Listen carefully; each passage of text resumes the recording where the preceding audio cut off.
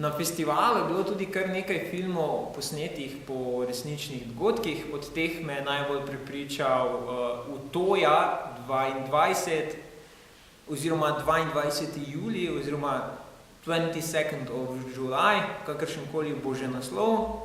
Lahko si mislite, da film govori o ekstremističnem napadu na poletnem političnem taboru na norveškem otoku Utoja. Film je posnet v 5 dneh in sicer režiser je vsak dan posnel 72 minut filma, se pravi tako dolgo, kot je trajal napad.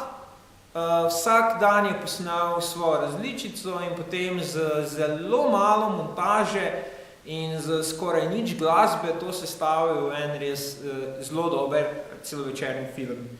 Močna, avtentična in iskrena filmska izkušnja nas torej v enem samem kadru postavi v vlogo vseh teh mladostnikov, ki so se znašli ujeti med nepredstavljivo paniko in zmedo in nepopisno grozoto in strahom za življenje.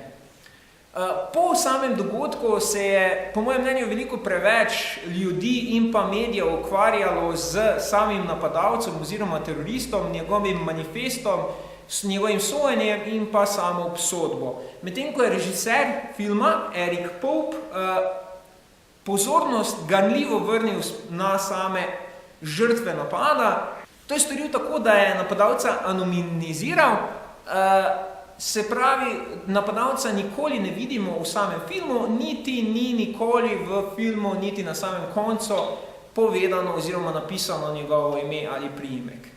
Film je dobil sicer na tiskovni konferenci kar nekaj bujev, tako imenovanih bujev, saj je bilo veliko ljudi mnenja, da je še nekoliko prezgodaj, da se naredi film o tem dogodku. Medtem ko jaz zasedam mnenje, da je režiser to zelo dobro izvedel, spoštljivo do vseh, ki so bili tako ali drugače vpleteni v to tragedijo, ki je ne bomo nikoli pozabili in verjetno nikoli niti prav razumeli.